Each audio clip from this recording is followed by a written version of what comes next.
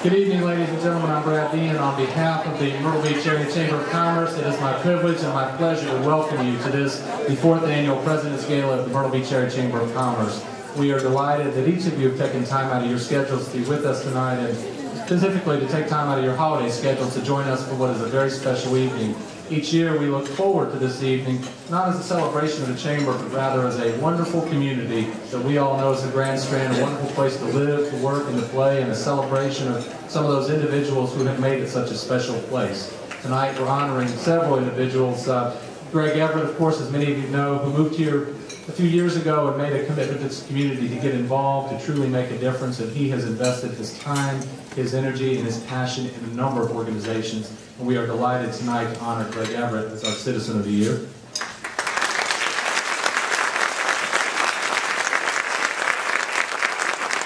3 years ago, we began issuing an award that was named after a very special individual, Ashby Ward, who many of you knew, and for those of us who were fortunate enough to have worked with him, I still consider that a blessing. Mr. Ward truly was a pioneer and blazed many trails in helping make the Grand Strand what it is today. And of course, we have many of those individuals. And so 3 years ago, we began recognizing those Pioneers Awards. And tonight, we're honoring 2 pioneers. One of them who is a brilliant, savvy relationship builder, a business person extraordinaire, a person that knows how to bring people together and get things done. And Mrs. Jackson, we're delighted you could bring your husband along with you.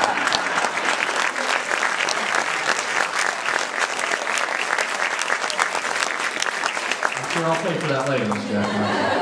I want to take this opportunity tonight to also recognize a number of other special individuals, way too many to name, but our elected officials. They work so hard on our behalf. So many times we have represented the county council here tonight. They spend all day at a retreat, and then they come here tonight, and we have members of our city councils, our state delegation, all of our local and state elected officials that work so hard on our behalf throughout the year. If I could ask all of our elected officials who are here tonight, would you please stand? Ladies and gentlemen, join me in the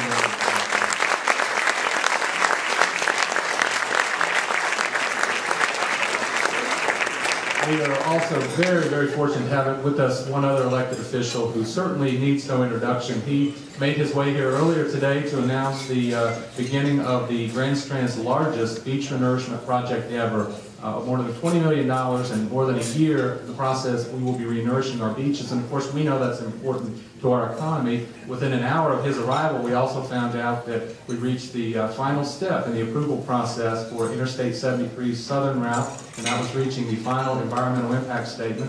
I don't know, between I-73 and beach renourishment, by the time we got up here, he may have ended the war in Iraq, for all I know. I want to thank Congressman Henry Brown, who is here tonight, and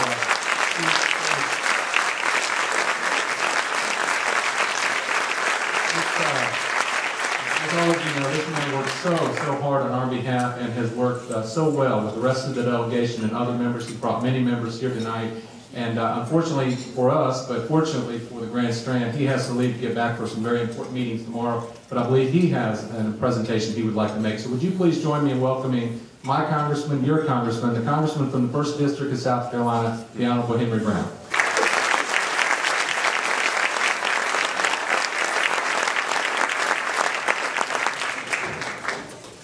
Good afternoon, and thanks, Brad, and thank you for all you do.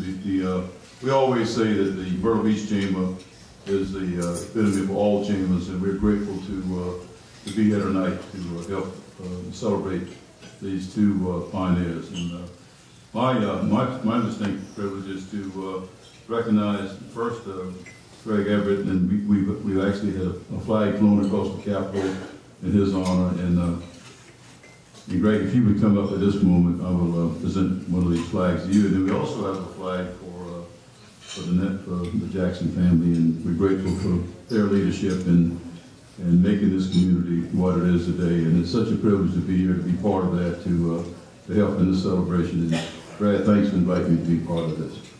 Mr. Everett.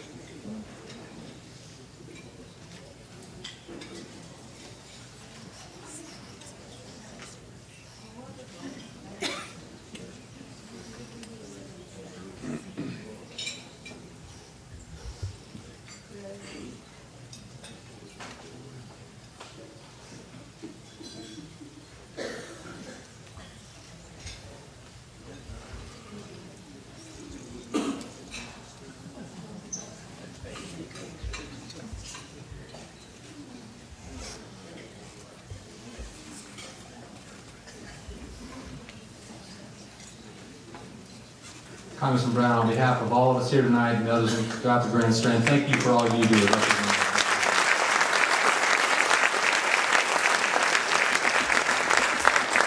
We also want to take just a moment to thank our sponsors who, of course, make this event possible. Elliott Davis Accountants, who are sponsoring this year's Citizen of the Year Award. Each year we represent a number of Citizens of the Year that have really invested a lot in the Grand Strand. And I know a lot of our former Citizens of the Year are here, so on behalf of Elliott Davis, who's presenting tonight's Citizen of the Year Award, could I ask all of the former Citizens of the Year to stand?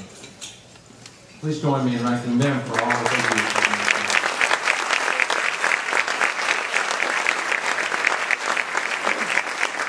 Of course, tonight's presenting sponsor for the President's Gala is, once again, the Myrtle Beach Herald. We are delighted that they have chosen again to sponsor this year's event, and we have a number of the Herald employees who are here with us tonight. And representing them is one that certainly needs no introduction. Most of them known by voice alone as the anchor for the talk show, morning show at WRNN, but he's also a very gifted journalist. We're very fortunate to have him here in our community, working with the other staff at Myrtle Beach Herald, our weekly paper, to keep us engaged and informed of issues throughout the Grand Strand. So would you please join me in welcoming to the podium, representing our sponsor, the Myrtle Beach Herald, Mr. Steve Porter.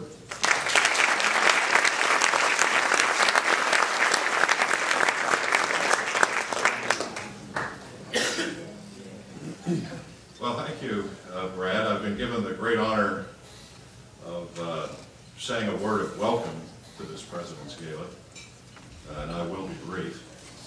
Welcome.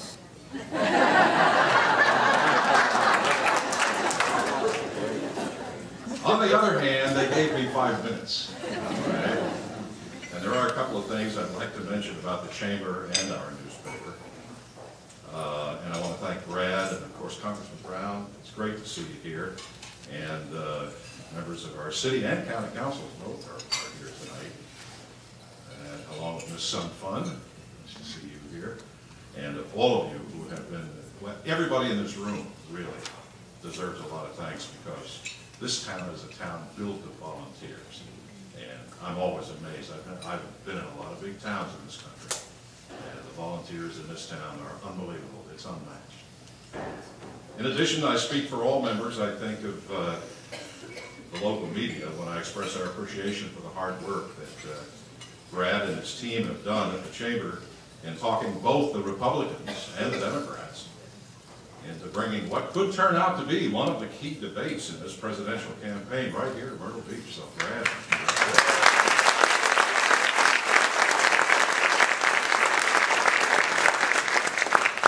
Things I'm having a hard time believing. In fact, of all the stories that a reporter can cover, there's nothing like watching and then writing about a presidential campaign as it goes from warm up to simmer to sizzle.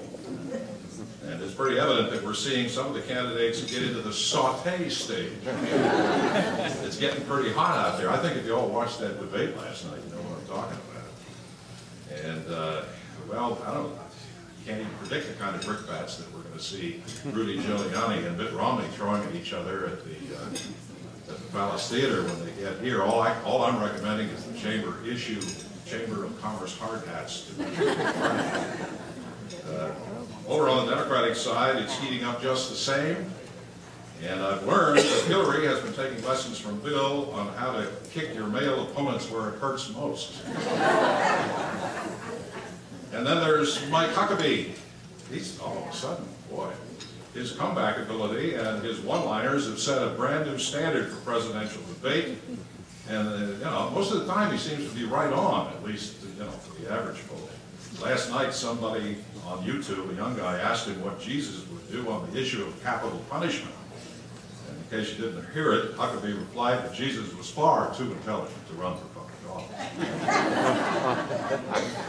Now, that was a great way not to answer the question. And one thing we've learned in these debates is often the candidates are better off when they find some way not to answer the question. Because we've learned that when they do, sometimes it's a minus. You know that story. I spent 6 years with CBS and 20 years with NBC News. And I anchored debate coverage for radio networks and reported on all the campaigns. I traveled with all the candidates, including both Reagan and the elder Bush. And finally, I went through the excruciating angst every 4 years of sitting there and reporting on the results. And nobody is more anxious and more nervous than the people in our business. And the reason we are is because of those exit polls. And the leads the polls give us, that we think we've got all the answers, and then it doesn't turn out that way, and then you know what we look like. It happens over and over again. So, I just wanted to thank again Brad and all us news junkies for bringing this thing to town. We're really pumped up for it, and I know that Myrtle Beach will never be the same again when it comes to our reputation among the big boys in both politics and in the media, nationally. So it's great. Of course, the Myrtle Beach Herald plays a significant role in our local media, and as you will learn over time, the Herald owner, Greg Everett, has managed to use the Herald as a platform to launch a number of new enterprises that will bring us even more attention on the national level. I want to mention the founder of the Herald briefly, Debbie Harwell, sitting right over here with her husband.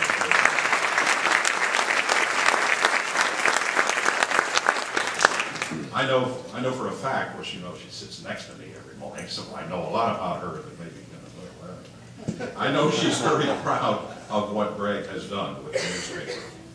She and her late husband and reporter Frank Barnhill and a couple of other people scrounged together that first issue 15 years ago in Debbie's house. And here's Betty Moses over here. She was originally bookkeeper and wound up doing just about everything else. That was in the days when we cut things out with scissors and put them on big sheets of paper and glued them on with wax and put this thing together in a pile and sent it to the printer in Florence. It was just a stinky mess. But the interesting thing is Debbie led the move to computerized development, and she was the first person around here. Big newspaper or small, the Herald was the first to go completely computer. And that's what we are today. It's pretty neat. I can sit at home and write all my stuff. It goes to Betty, it goes to the printer, and it never touches paper. Debbie had the foresight to do that. As to distribution, you may remember in those early days the paper was free, but it took a huge effort to get 13,000 copies floating around the Grand Strand, and you would just be surprised at the names of a lot of local folks who voluntarily took it upon themselves to place bundles of those papers in their cars and drive them around and place them. And we have some of those people here tonight. We thank you. But then she, of course, we've been through the ups and downs, but Debbie basically has been in charge until she turned it over to Greg. And but believe it or not, it was 4 years ago this month that the Herald went to Greg Everett. So it's a 4th anniversary on top of everything else. Greg promised Debbie that he would take care of it and make it grow. Well, he sure did. And he's done it to a point far beyond what I expected. It amazes me how he's managed to combine his devotion to the Herald with a seemingly even stronger commitment to our area's nonprofit organizations, but I'll leave that for other folks to talk about here. And I know that you're all quite familiar with what Greg has done. So on those notes, have I got that in 5 minutes yet? On those notes, let me once again welcome you to Myrtle Beach Area Chamber of Commerce President's Gala. Thank you.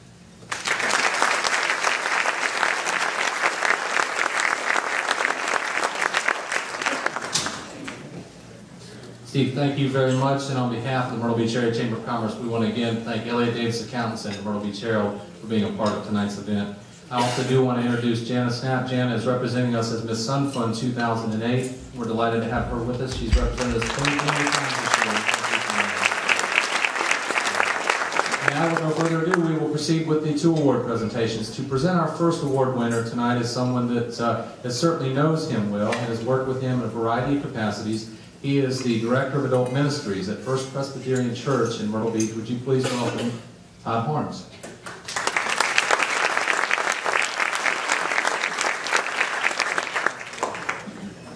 Thank you, Brad. Good evening. First, I want to congratulate the Jacksons on their recognition as Pioneer of the Year. The Citizen of the Year Award recognizes an individual who has displayed outstanding leadership and community involvement. Special thanks to Elliott Davis Accountants, Business Advisors, for sponsoring this year's award. Before we get started, I want to say it just gives me a great deal of pleasure to stand here tonight and recognize Greg in this way. He's a dear friend and just well-deserving of this recognition. I want to thank his mother, Lynn, for being here, and his daughter, Emma Claire. It's very special for them to be alongside him tonight. This year's Citizen of the Year Award is a person who has devoted countless hours of his time and energy to serving our community. Greg Everett is an active board member of various charities in the region, including the Horry-Georgetown Technical College Foundation, the Horry County Division of the March of Dimes, and the American Heart Association. He oversees several companies ranging from television, web hosting, real estate. He runs the largest weekly newspaper in the Myrtle Beach area. Instead of me telling you all about Greg's accomplishments, we have a special video featuring Greg's friends, shedding some light on our Citizen of the Year.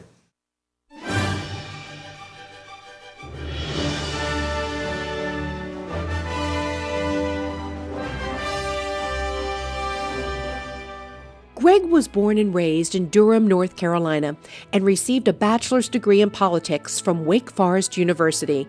In late 1995, he moved to Myrtle Beach and has since devoted an enormous amount of time and energy serving the community. Greg is an active board member of several charities in the area, including Horry-Georgetown Technical College Foundation, Horry County Division of the March of Dimes, American Heart Association's Waccamaw Division, and Mid-Atlantic affiliate of the American Heart Association.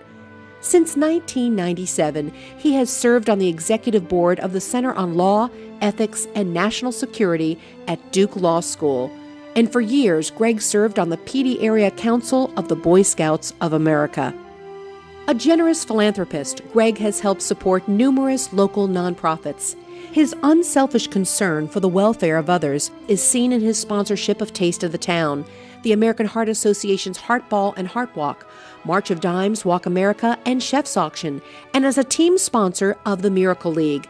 He is also a strong supporter of the Chamber, sponsoring the Chamber Academy, annual meeting, and President's Gala. Most people know that Greg is the president and publisher of the Myrtle Beach Herald. As if running the largest weekly newspaper on the Grand Strand doesn't keep him busy enough, Greg also is president of Herald Hosting, a web hosting and design company, president of Herald Real Estate, an online real estate referral service, and president of Blue Brands, a parent company encompassing the Myrtle Beach Herald and Myrtle Beach Area Business Journal. But let's not stop there. Greg is director of Understanding Corporation, a leader in reading and writing assessment, comprehension, measurement, and alignment solutions, and vice president of Triple E Apartment Management, which oversees apartment complexes in Durham, Fayetteville, and Wilmington, North Carolina. And to top it all off, you can see Greg weekday mornings on WFXB Fox TV hosting Carolina People, which focuses on the lives and activities of people living and working in the Carolinas. Despite an extremely hectic work schedule, Greg always finds time for his number one priority, his beautiful daughter, Emma Claire. Greg's entrepreneurship, although absolutely impressive, really doesn't define him. It is simply what he does, but not who he is. What makes Greg the Chamber's Citizen of the Year is his enormous generosity. Zig Ziglar said it best. You can have everything in life that you want if you will just help enough other people get what they want. Congratulations, Greg. You're tall, intelligent, and handsome, and your smile has been shared with your family, your business associates, and strangers. You're kind, courteous, caring, and one of the most generous citizens Horry County is blessed with. You make people who come in contact with you feel so important. When you are asked, you say yes. And the citizens of Horry County have been the recipients of your generosity, whether through community projects, educational endeavors, or your many charitable works. Myrtle Beach knows you have heart, and a baby is alive today because of your efforts and your support of the March of Dimes. I have enjoyed working with you on the March of Dimes Chef's Auction for the past 4 years. And because of your generous spirit, goals have been reached or surpassed. And can any one person make a difference? The answer is yes. I've heard some folks say that where 2 or 3 people are gathered together, that Greg Everett is in the midst. And don't try to reach Greg early in the day. Mornings are devoted to Emma Claire, his precious 5-year-old daughter. In fact, Greg called me once, and when he and Emma Claire were in the car, and he said, "Lois, Emma Claire has to use the restroom. Do you think if I gave her a lifesaver, she might forget about it, you know?" President Harry Truman once said that if you want a friend in Washington, D.C., get a dog. But I can tell you, if you want a friend in Horry County, you get Greg Everett. I am truly blessed to have watched Greg grow in his career, in his community, in his charitable work, and I have certainly enjoyed politics and discussing it with him. I thank the Myrtle Beach Chamber of Commerce for naming Greg Everett as its 2007 Citizen of the Year. And somebody has said that it couldn't be done. But Greg, with a chuckle, replied that maybe it could. Who said it wouldn't? Not him until he had tried. So he buckled right in with a trace of a grin on his face. If he word, he hit it. Greg started to sing as he tackled the thing that couldn't be done, and he did it. God bless you, Greg. You are our hero. Greg, I want to congratulate you on this wonderful, wonderful award you're getting tonight from the Myrtle Beach Chamber of Commerce, the Citizen of the Year Award. And I couldn't be any prouder of you than I am now. And about as proud as when I presented to you in 2005 the Hilda Press Award for beach music. And I just wish that your grandmother, Everett, could be here tonight, because I know that she would be so proud. And also your father and your mother, Lynn, which I know are very proud. You've always been like a son to me. And being I had 5 boys, you were the 6th boy. And also, other boys here tonight that's in the audience, they also are my sons. But I love you very much, and I have enjoyed every minute of the trips that we've had together, that you included me in them. The Bahamas trip that you and I went over with your girlfriend, and you rolled me in a wheelchair all over that casino, because I couldn't walk with that cane to follow y'all. And that was quite a feat of you rolling me around in a wheelchair. And I also enjoyed all the trips to Washington, D.C. that we got to meet new people. And I'll never forget the night of another ball that we were there in Washington, and you said, "Well, I don't have a date." And of course I had a date and everybody else had dates. I said, "Well, don't you worry, you don't need a date." And I know you'll remember this. And remember, all the boys were so mad at me for inviting you to meet Miss North Carolina Watermelon, which you went with that night all over the place and danced with her and had a good time. So you see, you don't need a date to have a good time. And I think I showed you that. But the main thing, too, is I know that Emma Clara, your daughter is going to be so proud one day to see this tape of you, of all the people that care about you, that want to congratulate you for one of the biggest awards I think Myrtle Beach gets, for the Citizen of the Year, but I think you're very deserving of it. You're always good to children and to old people, and I ought to know that at 74. You've been mighty good to me, and I love you very much. Congratulations, Greg, for winning the Citizen of the Year Award for the Myrtle Beach Area Chamber of Commerce. I can think of no one more deserving than you. For those of you who know Greg, you know that he is a giver. From those of you who do not know Greg, I just want to tell you a little bit about him. He had much rather give to others than to receive himself. I've worked with him through the American Heart Association, and each year when he planned on his sponsorship, of course he gave at the presenting level, but then he also made a list of all the people that he wanted to actually give a ticket to. And he would come up with a list that would usually be over 100 names. He would purchase additional tickets, and all of his friends would be surrounding him that evening and enjoying the ball along with Greg. That is truly the sign of a giver. He gives back to the community in that way. He serves on many organizations for nonprofits, and he also owns multiple businesses in our area. But he also makes time for his daughter, Emma Claire. He gives her both quantity time and quality time. I've seen them doing all kinds of activities throughout the years, and he is just a great dad, a super person, and very deserving of this award. Congratulations, Greg. You really deserve it. I'm excited to be a part of this recognition for you, Greg, as Citizen of the Year. I want to share a formula with you that my dad shared with me a long time ago. He said, if you put God first, your family second, and work third, that things will be all right. Good things will come to you. And certainly that is a formula that you seem to have adopted as well. As an active member of First Presbyterian Church, a strong advocate of youth ministry and mission, adult education, you continue to be involved over there.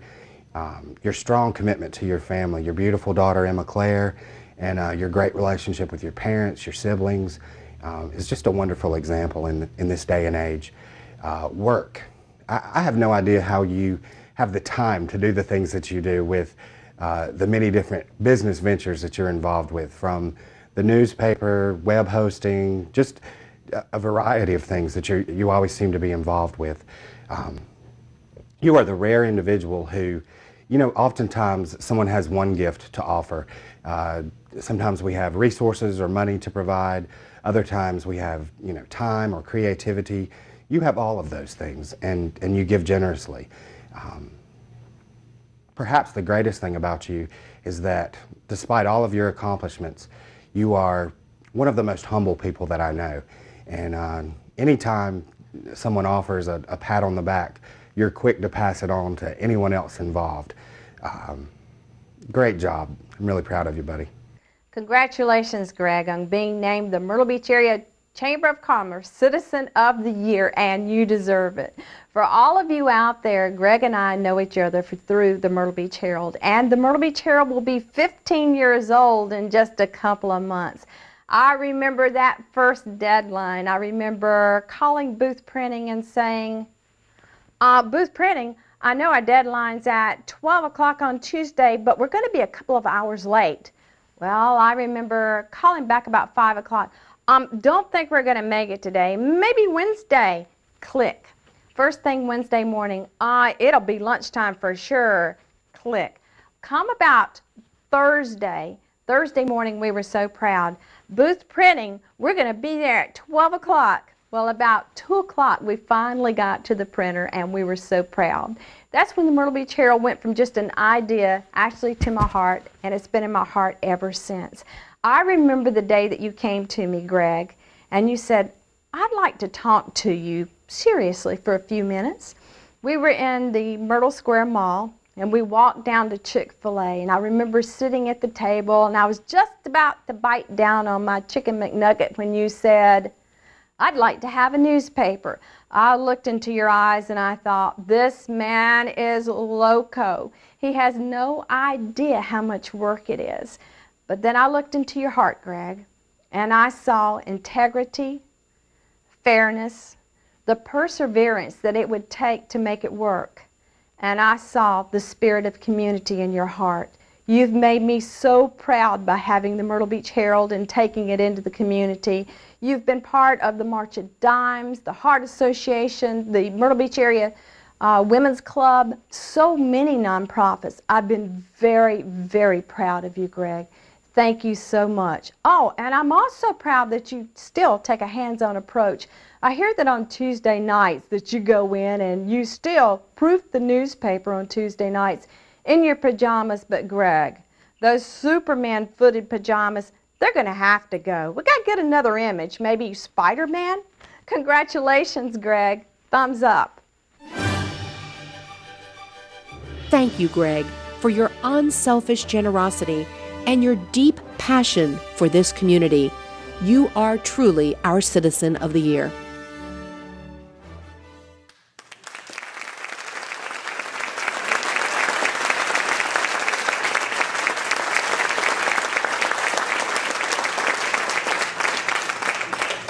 Upstage by Hilda Carter once again. At this time, I'd like to ask Jim Hazel with Elliot Davis to join me at the podium.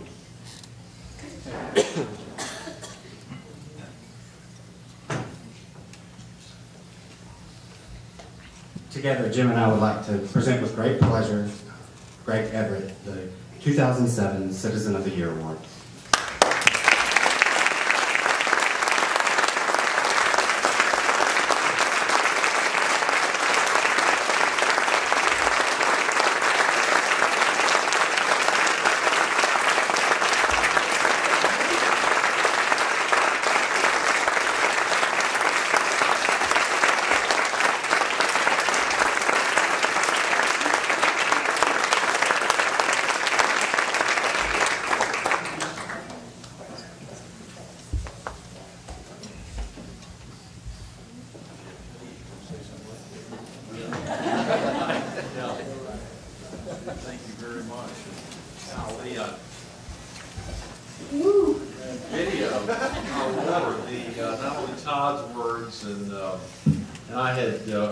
I've been told earlier that I would actually start a little earlier, and so I've got a few things. I did prepare a little bit of a script so that I would stay on track, and those words are amazing, truly amazing, truly amazing.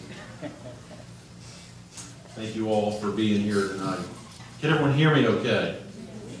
Can you hear me okay? Yeah. Back there? Yeah. Banana Jack right back there. You all comfortable? Sweetie Pie? Oh, Sweetie Pie is dozed off. Emma Claire is very tired. I'm thrilled that she and her mother and my mother could all be here. I'd forgotten the video montage from last year's event, so I'm a little caught off guard. I'll try to stay on script tonight instead of trying to wing it. As a matter of fact, I'll stay on script no matter what. No matter what. Speaking of trying to wing it, I gotta say, do not try it. Unless you're at home or in your car or anywhere instead of in front of a microphone. Pretty good example of winging it and it not coming off as planned occurred about 5 weeks ago.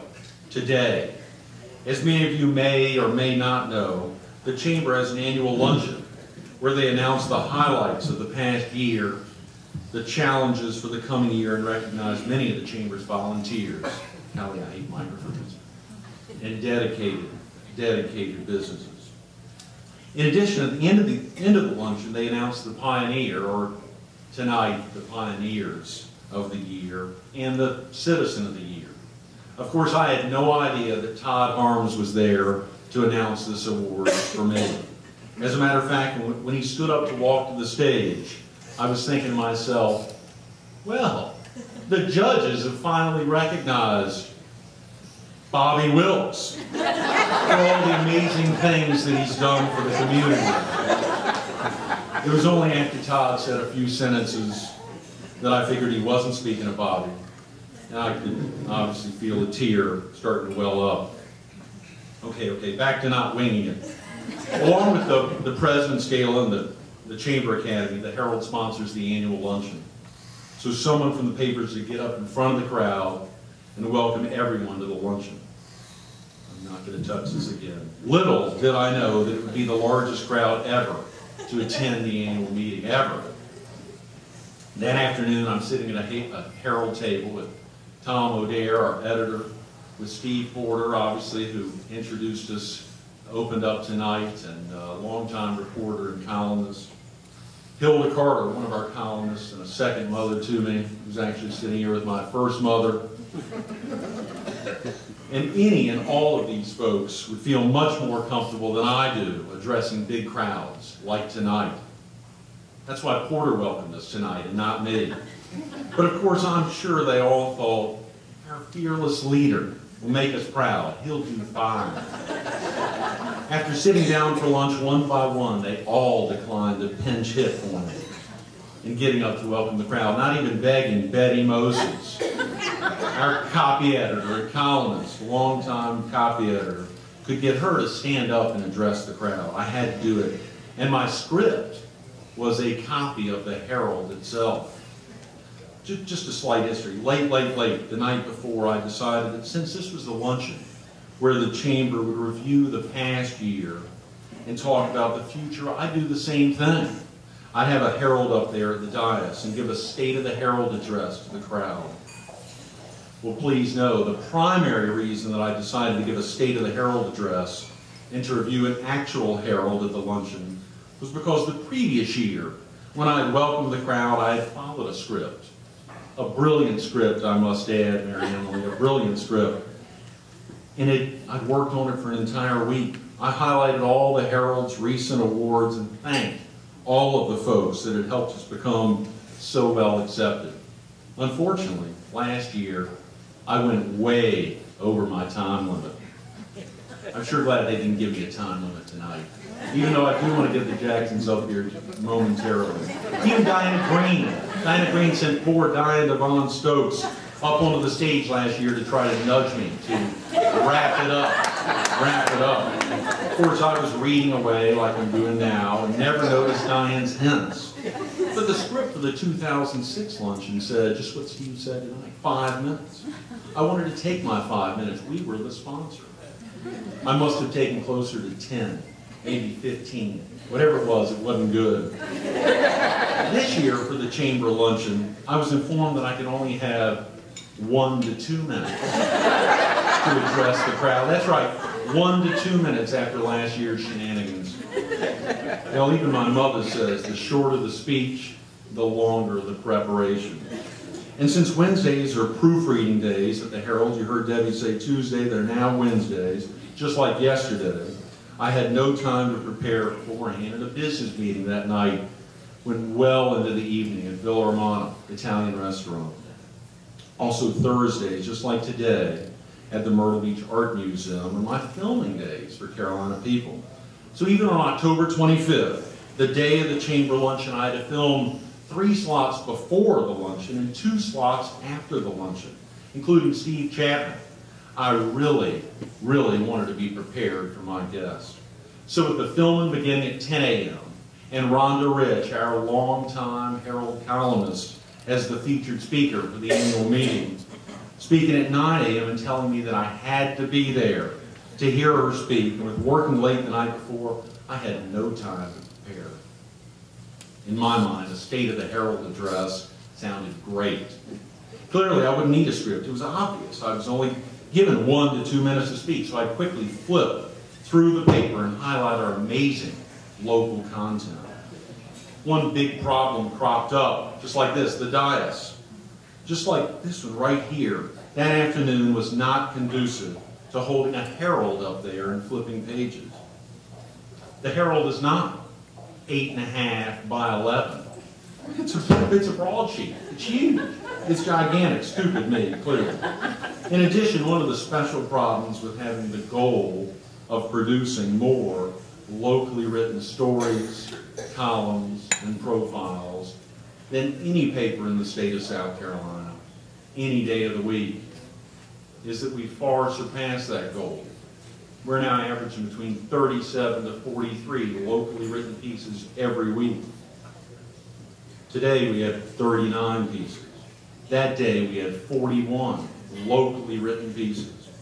As I began to address the overflowing crowd, not only was I noticing I was having trouble flipping pages of the dais, but I was noticing that each one of the pieces was taking longer to explain than I had originally thought. I'm seeing Dennis Wade laughing. He knows why. And as I prepped that morning in the kitchen around 6, each one of the columnists and reporters and cartoonists write and draw about pieces that I get excited about and want to tell the world about. Like Joe Ruizzi's cartoon today on the YMCA. It was genius. Anyone see that? It was genius. Remember, I'd only been given 1 to 2 minutes to speak. I stopped flipping and decided to just wing it. I thought to myself, I'll fill folks in on what's in there without worrying about flipping through it. Bad idea. I repeat, at this point, at the beginning of the luncheon, I had absolutely no idea what Todd was going to announce at the end of the luncheon. Of course, there was no problem imagining the chamber recognizing the Jacksons as the pioneers of the year. But I thought the closest thing I could ever get to winning this award would be owning citizenoftheyear.com.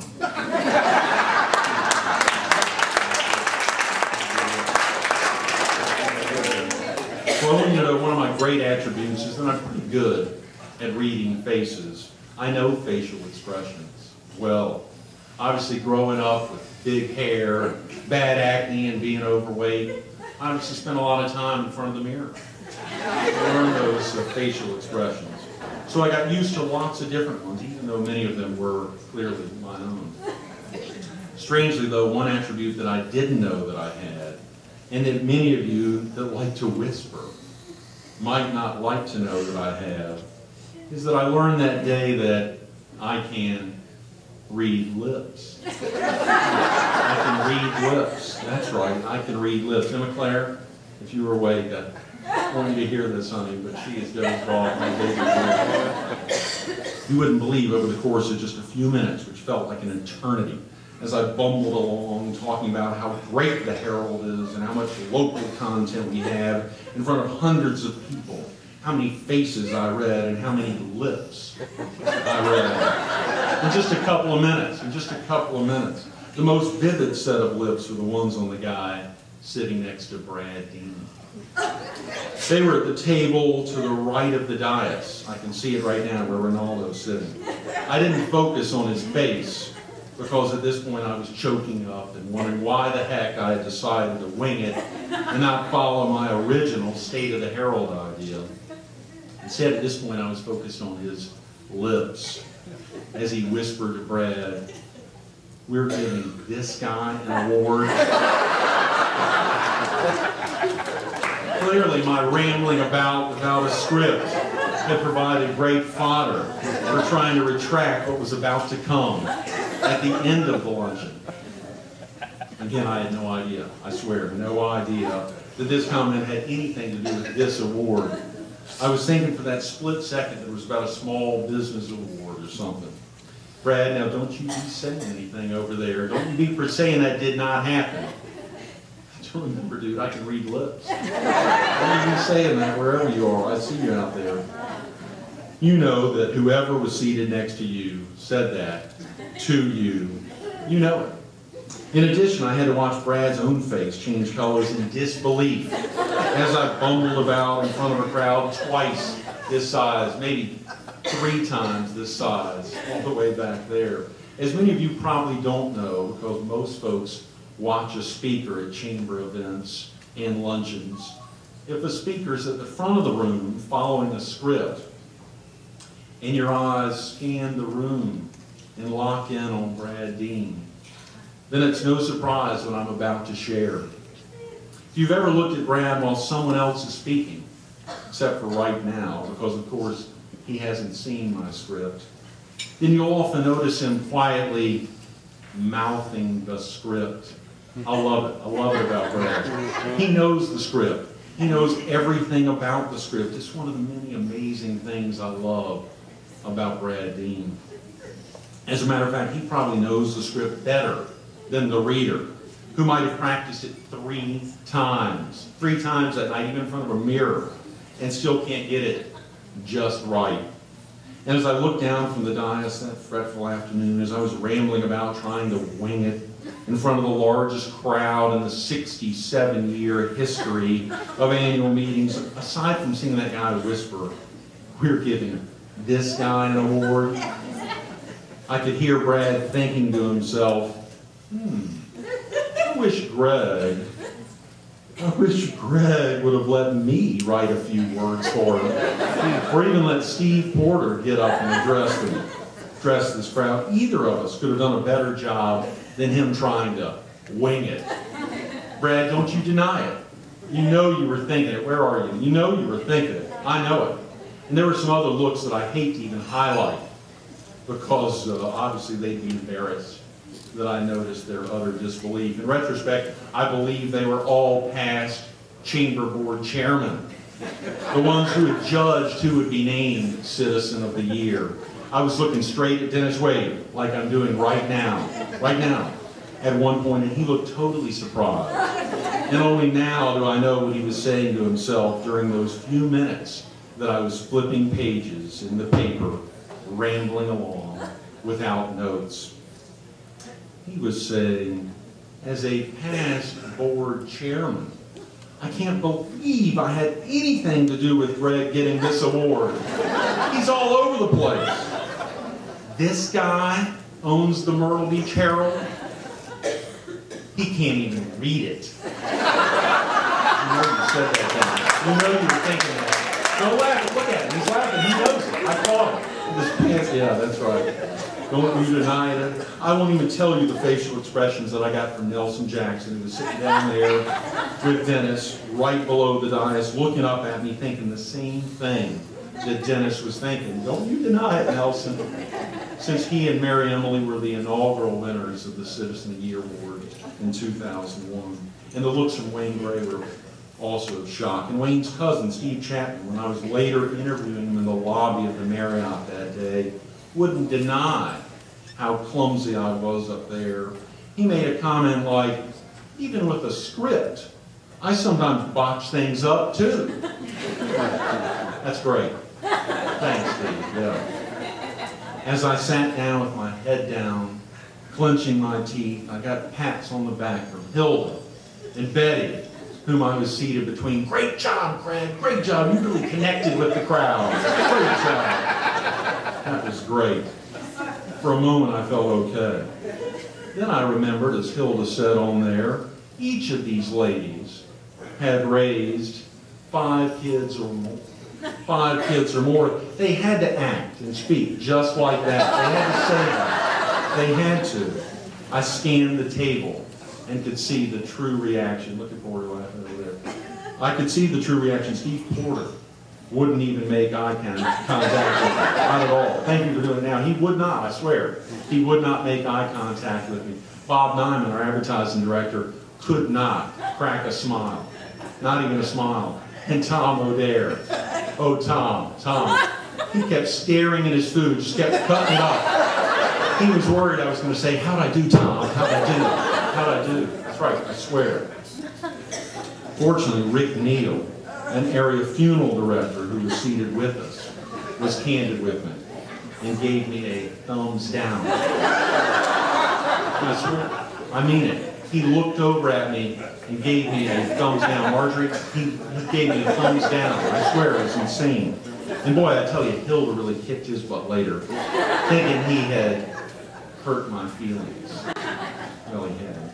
Fortunately, though, he had been candid with me. Otherwise, I would have been worried that no one is ever candid with their fearless, in this instance, fearful leader. Carolina People's Director Donald Smith hadn't been able to attend the luncheon. Therefore, he claimed to not believe me when I said I had done so poorly trying to wing it.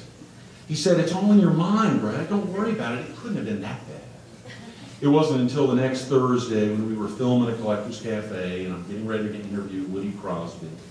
And I'm telling Woody how bad I felt trying to wing it in front of such a large crowd. And in comes Sherry, our show producer, from the side, and she says, "Brad, it wasn't that bad.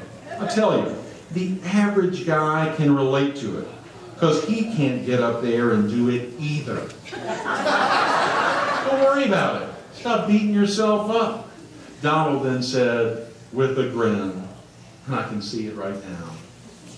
There he is, right back there. "Well, Greg, I hadn't believed you when you said you were so bad, until hearing that from Sherry. I just thought you were overreacting. You're going to have to rehabilitate yourself, or they might take this award away." Okay, so be it. That's enough. That's enough reasons not to wing it. I got to say this right now, though, based off of what Donald said. Past chamber board chairman, I see there's quite a few out there. Lance, Dennis, I think there's a lot of them here. I'll give you 3 seconds to come up here right now and retract this award. 3 seconds. Now, I won't be too upset, particularly with all the big ads with the Herald logo and my mug that you ran in the Sun News, obviously getting ready for tonight's event, and the Jacksons there. I will not be too upset. Otherwise, I want Brad to tell that guy, whoever he was, that even though Greg can't wing it, yes, we're giving this guy an award. 1, 2, 3. Okay? I'm keeping it. My daughter is 5. She is clearly asleep right now. I would say she's getting restless in a minute, but she's asleep. So I'll be brief, real brief. I know obviously tonight is to celebrate the Jacksons and me, and so, I mean, to come up here in honor. But I've got to say that I'm overwhelmed by this tremendous honor. And though it sounds cliche to say that it's really all about you instead of about me, it really is. I'd like to highlight a few very special folks in my life that have helped to make this happen. Real quick, for starters, I want to make one thing clear. I do not own citizenoftheyear.com. And I'm kind of thankful, because I probably would have put it on the ballot in this year's Best of the Year voting. And that might have taken a little steam out of getting this special award tonight. Many in the room know that it's because of the Myrtle Beach Area Chamber of Commerce, and in particular, Marilyn Chuning and Brad Dean, that I now own a few of the blankoftheyear.com names. Marilyn had called more than 3 years ago to ask me to be a sponsor of the Volunteer of the Year event. I accepted. I then went online to see who owned volunteeroftheyear.com. Fortunately, it was available. No one owned it. I got it, and I got a few more. And it's thanks to that great lady, Marilyn Chuning, for making the simple call to simply ask, will you help us honor our dedicated volunteers? Will you help us honor our dedicated volunteers? Who could say no? Who could say no? Speaking of great women, I'm sure you've heard the saying that behind every great woman, there's another great woman. I'm sure you've heard that. And I think that behind every great man, there's also a great woman. I got to say, behind me, there's about 3 dozen great women. 3 dozen. I couldn't have really done anything without many of the special women in my life. Not to take anything away from some great guys, but my underpinnings have been from great women. And of course, I did say 3 dozen women, so the 30 plus that I don't mention now can't be too upset. Of course, it all started with my amazing mother, who is here tonight, as I mentioned. Growing up in the Holly Hill apartment complex in Durham, where my parents have lived continuously for almost 40 years, my mother and I were never really too tight. In addition to her deep relationship with Jesus Christ, she also believed very strongly in 3 R's. 3 R's.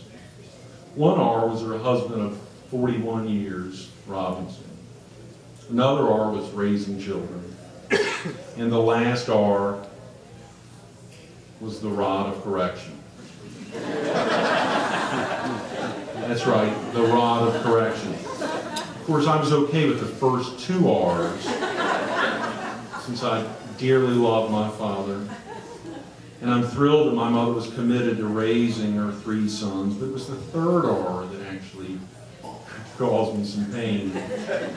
That R wasn't too easy to live with. And I don't know if I ever saw the passage from Proverbs, spare the rod, spoil the child, embroidered on any pillows around our apartment. I'm not sure, but I definitely had it emblazoned on my mind. And I hate to say it, but I deserved it. I deserved it every single time. I'm not sure why I was always getting into trouble, but I was, and my legs reflected as my mother would send me out to the backyard to pick a switch. Not picking on my mother, this is very special to me, even though I could never imagine saying it later in life, particularly at that time, but I'm truly thankful that she believed so strongly, not only in my father, whom she adores to this day, and to raising children and now grandchildren, but in doing what is often so hard for parents to do, however they go about doing it, whatever their means they want to take, which is properly punishing their children. In this instance, for me, it was by using the rod of correction for my 2 brothers. They never needed it. They never needed it at all. Emma Claire doesn't need it. Probably because they obeyed her, just like Emma Claire obeys her mother. I did know that. For me, I needed it. And it's not only made me a better person, but also a better father. Thank you for everything, Mom.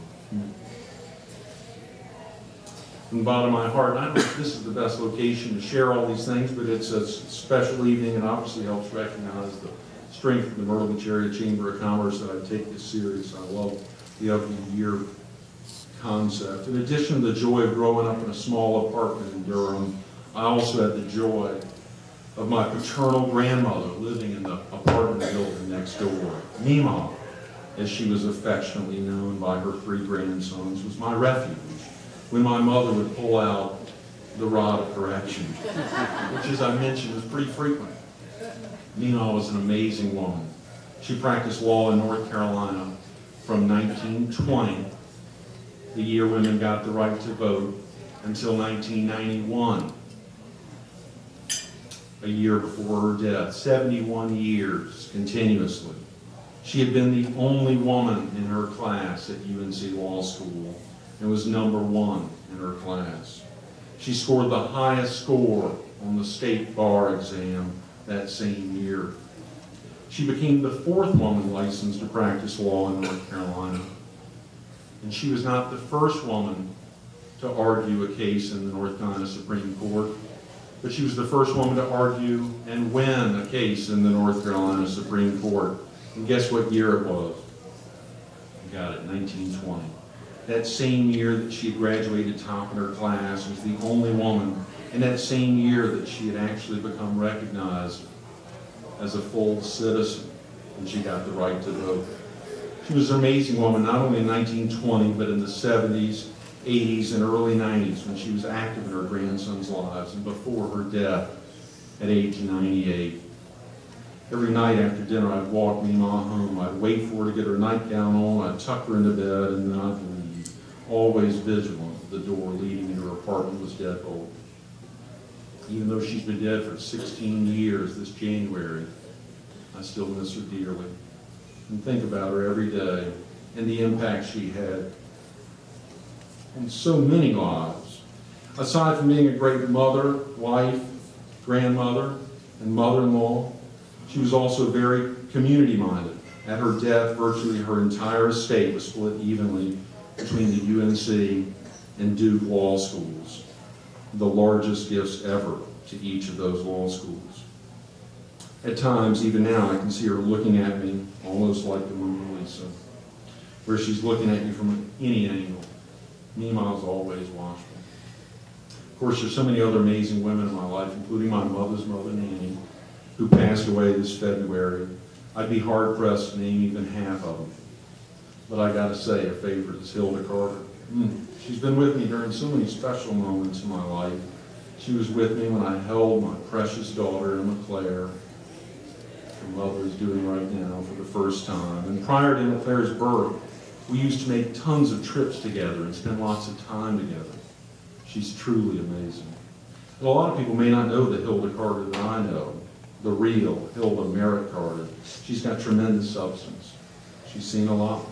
I'll never forget her for all she's done to strengthen me as a man, as a businessman, and as a father. And to this day, I'm glad that she's been such a special advisor and friend.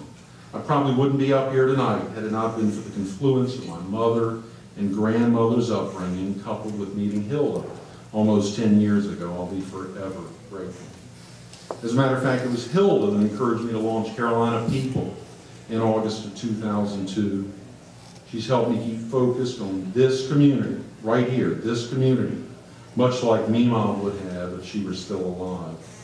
And it was Hilda that got me fired up to go buy the Herald.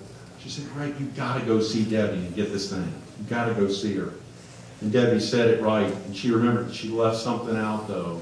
We were sitting there at Chick-fil-A, and we ended up scratching out the deal on the back of a napkin there. It was very special. Debbie will tell you. And I've got to say a big thanks to Debbie and to all the previous owners of the Herald, many of whom are here tonight. Many of whom are here tonight in the room, for working so hard and spending so much of your time and money to keep an alternative voice in the community. I salute all of you, as well as all of our Herald family. And again, thank you, Hilda, for being you. I could go on all night highlighting other special women in my life that have helped to shape me, but I'd be absolutely remiss if I didn't mention that I have a beautiful baby girl that is the light of my life, as Lois talked about. And as Tom Cruise said in some movie, two separate great lines in the same movie, you make me want to be a better man, and you complete me. You complete me. Both are totally applicable to my daughter, Emma Claire McGregor Everett. And even though she's obviously dozed off here, she tried to stay. I want her to know that she and God are the center of my life. So many little things she does cause me to break down and cry, thinking about how special she is to me. Just Monday night, I can see it, I hear it. L O-V-E. It spells love, Dad. And she's pointing up. She's pointing straight ahead. And there on the wall, this restaurant we're eating in, right up over the chef, it says, love all, serve all. Love all, serve all. It's so powerful. I love you, Emma Claire. In addition, her mother has obviously held a special role in my life. Emma Claire wouldn't be here without her. A big thanks to her as well. A great thinker, a great mother, and a good friend. Thank you, Tisha. There have also been some very special guys in my life that are worth mentioning, but I've obviously run out of time. And the Jacksons. This was supposed to start at 10:45. It was supposed to start a little earlier, and it would have been, this is very special having you all here. But I've got to say, just real quick, in particular, my dad, Robinson Everett, I wish so badly he could be here. I almost didn't tell him about tonight's event because I was worried that he wouldn't be able to make it down from Durham. At some level, I'm sorry to say. I was right. At the same time, I have to say he is one of the most dedicated teachers that you'd ever meet. He's been teaching law students at Duke University for more than 50 years. That's right, more than 50 years continuous. Last Thursday was Thanksgiving, so he couldn't have his last class then. Next week is their exam.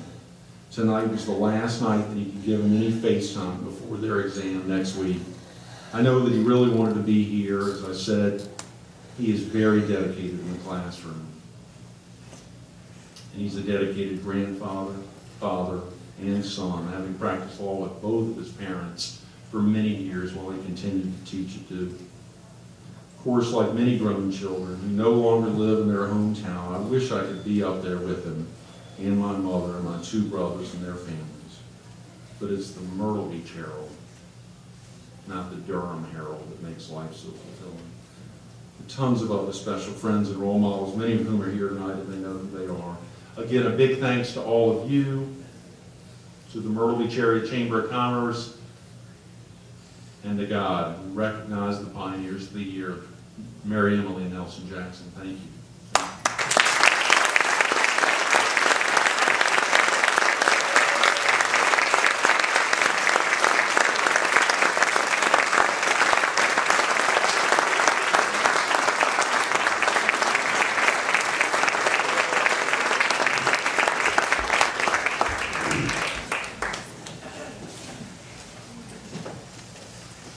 Congratulations, Greg. And now we would like to call up the Vice President and General Manager of Ocean Lakes Campground and the President and CEO of the Jackson Companies to present our Pioneer Award winners, Dennis Wade and Lance Thompson.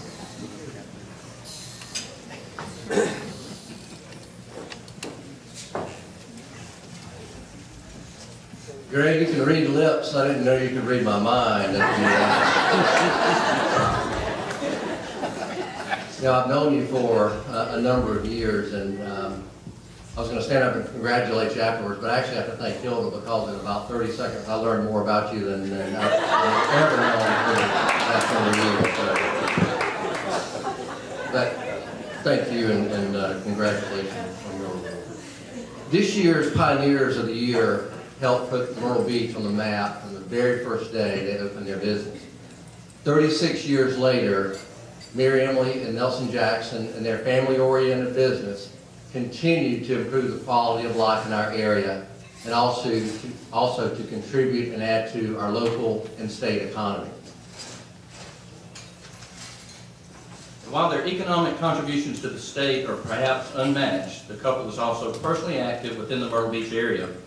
Mrs. Jackson is a past chairwoman of the Horry County Historical Society and Friends of Brook Green Gardens. Mr. Jackson has served on numerous boards and committees over the years and is a big supporter of the firemen, police, and state highway patrol. Greg, you said there are important women behind the man.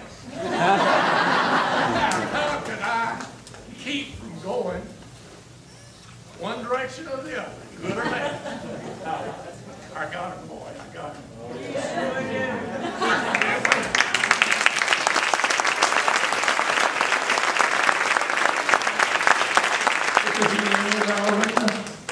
Laura Hoy, Kathy Williamson, got two of them mixed up there. Get on in, baby. And Rachel Gandy and Jeannie Myers.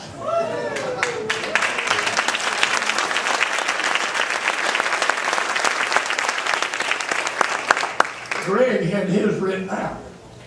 I can't read. So now you talking about somebody's going to wing it? But just a minute, I'm going to wing it. Mommy and I, as they've said, have been married 65 years. She says she doesn't want to break another one in. So wants me to hold on for a little while.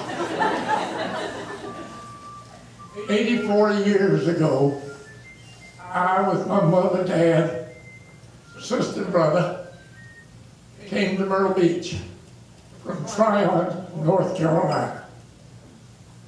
It took us, it was 270 miles on dirt roads. It took us 2 days from sunup until dark and 18 flat tires. Dad would fix a flat tire and pump it up with a hand pump and we'd move on. When we got here, there was the Seaside Inn. We got a room, paid extra to have a bath and join in the room. Oh, they were so efficient they turned the water on an hour in the day. There were about 25 or 30 cottages. And there was one unpainted store. That's the first I remember in life. I was 4.5 years old. We love Myrtle Beach. We love this whole coast of South Carolina. God has been wonderful to us. Now, talking about winging it, I was a flying. Used to have an airplane, and it had some beautiful wings on it. It held me up, and we went fast. That's what Myrtle Beach has done. I look in your faces. You are my brothers and sisters. You are what has put the Chamber of Commerce as the leader of all of us. I can't think of a soul that I don't like. Some better than others. Got an old buddy right here in front of me. But I like it.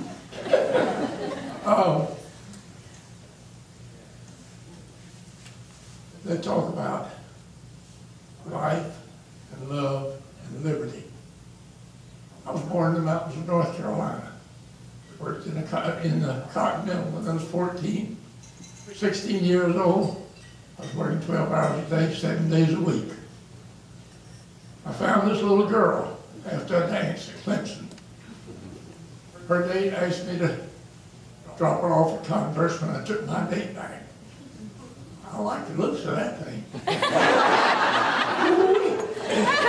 last of October, 15th of November, I was able to get a date with her. The 26th of December, the day after Christmas, I went to the dentist and he pulled all 4 wisdom teeth. I got in my car and drove to Myrtle Beach. I didn't know you were supposed to go to bed. I had something important on me, and it was wartime. I stayed until New Year's Day, took her back to Converse College, and me on to Clemson. I said, baby, would you like a Coca-Cola? She said, I sure would. I want a little more sugar. I was getting me a little sugar, and I looked up, and what did I see? A beautiful full moon. I said, darling, will you marry me? And I looked back, and it was a damn street light. But it has helped us moving forward. Mommy and I, well, I'm not going as long as you went, Greg. I think you'll be most interested in 2 things. I'm really winging it. Miriam's dad was from Charlotte. He was down here with a bunch of boys. This was before 1920. This was about probably 1915, 17. There was one of them got in trouble, was drowning. This little girl that was raised in the Bucksport area. Mary, Susan Mary, Mommy's mother, swam out there, pulled him in. Dr. Platt could get a haircut and leave his hat on. He said, Mom pulled his hair out, but he stayed. In 1928, Mommy and her brother were watching a couple undress in the Patricia next door, because people who lived inland and could have a shack over here did.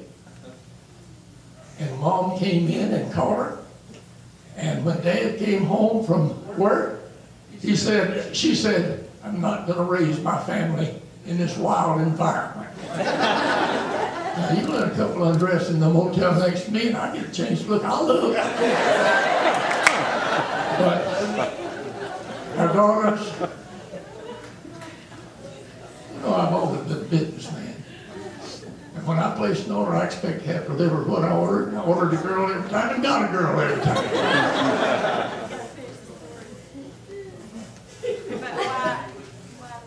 Oh, I told you I was winging it. Oh, what came of that was they went back to Conway. Dad, as I affectionately call him, was instructed to get rid of that house. He swapped it for little land down at Earl's Inlet. Swapped that for a little land, which is now Ocean Lakes. Cut the timber of that and bought the farm next to it. Cut the timber of that and bought the farm next to him. He didn't know what to do with land, so it was left to us and our brother. And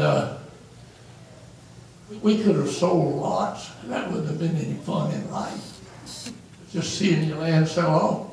But we decided to make the land pay for itself. And so we started a campground. And that's what's Ocean Lakes now. Of course, we have Presbyterian and other things. Ladies and gentlemen, we have the most wonderful group of teammates running all the Jackson companies. And to my left, are the 5 owners of the whole thing. We've been fortunate to pass it on to them while we could still see. Look at that Dennis up there. Look at it. Lance. I've wound down. I love you. We love you. God bless each one of you. I will tell you this. The other day, Dennis, I'm not quite honest. He said he wanted us to come to something to watch him get an honor. He got an honor. And I had the preacher on my right and Miriam on my left. And they announced that we were the pioneers of the year. And the way they did it was they said this couple has been married 65 years. And with the preacher on the right and my wife on the left, I pushed her and I said, hell, honey, that's us. Excuse me, Kurt. It was expressive. This place has progressed. This coast has progressed by us pulling together. And there's no limit to the good a man can do if you care not who gets the credit. God bless every one of them.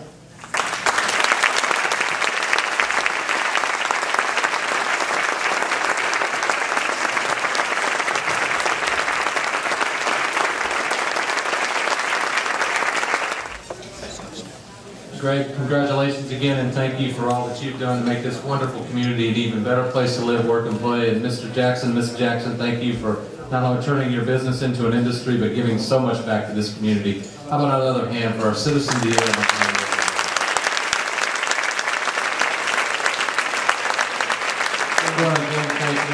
Accountants for sponsoring the Citizen of the Year Award, and also the Myrtle Beach Herald, read the Herald.com for sponsoring this event. I want to thank Stages Video for the wonderful videos they've done. How about a hand for Diane DeVon Stokes? And as well, we certainly appreciate the Long Bay Symphony for the wonderful music, Dandelion Forest for the decorations, and the staff here at the Dunes Golf and Beach Club for the wonderful job they do. And as well, if I could, just thank the Chamber staff, Diana Green, and all of the staff who worked so hard to pull this off. The real secret to the success of the Chamber is not the funding, it's not the promotion, it's the fact that we have 50 women and 3 men, and every now and then they let us have a say on what we do. But thank you to the staff of the Chamber for all that you've done to make this event such a special evening. Thank you, ladies and gentlemen. Safe travels. May God bless you, our community, and may God bless America.